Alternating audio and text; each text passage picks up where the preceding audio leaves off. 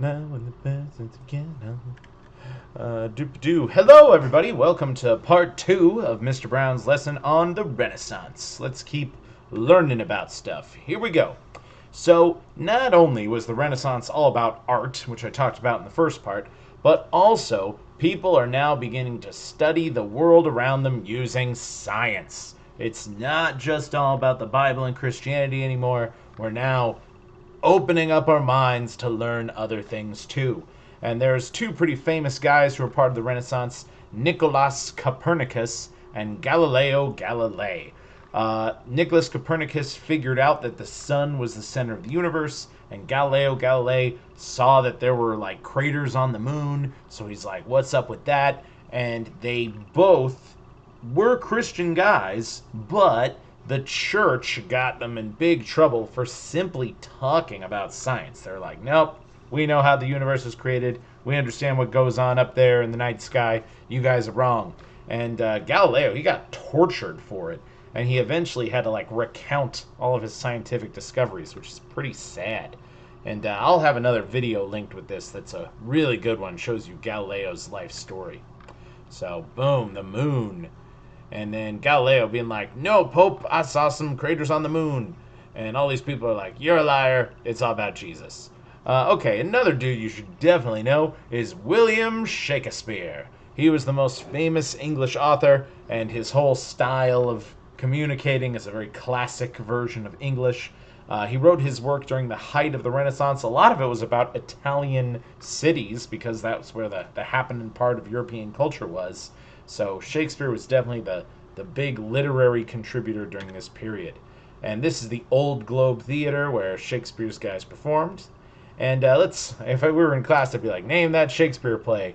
And, well, right here, let me see if I'll zoom in. Yeah, here we got Romeo and Juliet. Here we got Hamlet. And here we got Midsummer Night's Dream. And interestingly, Hamlet is the same plot as The Lion King. It's basically the same story. So it's kind of wild. Okay, now this is another one that I really love deep diving into. I've got sections of this guy's book to read. Niccolo Machiavelli. He was an Italian politician who wrote a book called The Prince, and it outlines how to be an effective ruler. And I'll have some sections of this book for y'all to read. And it's a really short book. It's called The Prince. It's about 100 pages long, and there's a lot of really cool concepts he talks about there. He analyzes all of the people who were leaders during his time period, and he describes how some people are bad leaders, some people are good leaders, and he says that the best way to lead people is to be both feared and loved by people. You want people to follow your rules out of fear, and you want them to follow your rules out of love. But if you only could choose to be one, he says be feared. If people fear you, they will follow your orders. So that's a pretty big statement he made, but he backs it up with his evidence. It's an interesting book. Check it out. All right, there's Nico right there doing some plotting. And yes, it is secure to be feared than loved. Okay, Petrarch is a guy I love talking about. He was an Italian philosopher and developed the idea of humanism.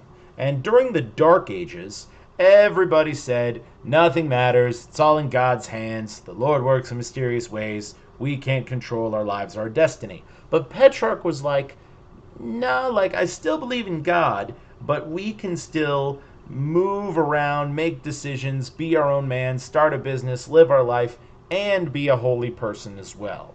So God isn't everything. You can be a human and you can solve your own problems and figure out the world and invent stuff. Don't make it all about Jesus. So that's pretty cool. And yeah, famously Petrarch, he climbed this mountain in France, and when he got to the top of the mountain, he randomly opened up a page of his Bible, and it told him God values you to do whatever you want to do. And he's like, I'm going to do it. So it really created a lot of independent thinkers, this idea of humanism. So here they are studying the human body really exactly for the first time. There's Petrarch being like, what's up? And then this is the Renaissance man picture. This is done by Leonardo da Vinci, but it is kind of the idea of humanism. And any way you look at this picture, you can make a full man. So if you look at, just the flat arms and the straight legs, it makes a full man. But then if you edit out any arm or any leg, it'll be a complete dude. So that's cool. Okay, and then this is a really important slide. Johannes Gutenberg invented the printing press. And the printing press is amazing because it allowed written materials to be mass produced and shared for the first time. A lot of historians say it's the most important invention in human history because before the printing press, it was really hard to get information around the world. People had to hand copy every single written material you wanted to send out. Books were really hard to come by. That's why so many books got lost in the Roman and Greek periods. But once the Gutenberg press is invented, books are just everywhere. Libraries are packed full. It's an easy access world to information, and that's really awesome because it's definitely going to change the way that people communicate and change the way that people think. So, awesome work, Johannes. Keep it going.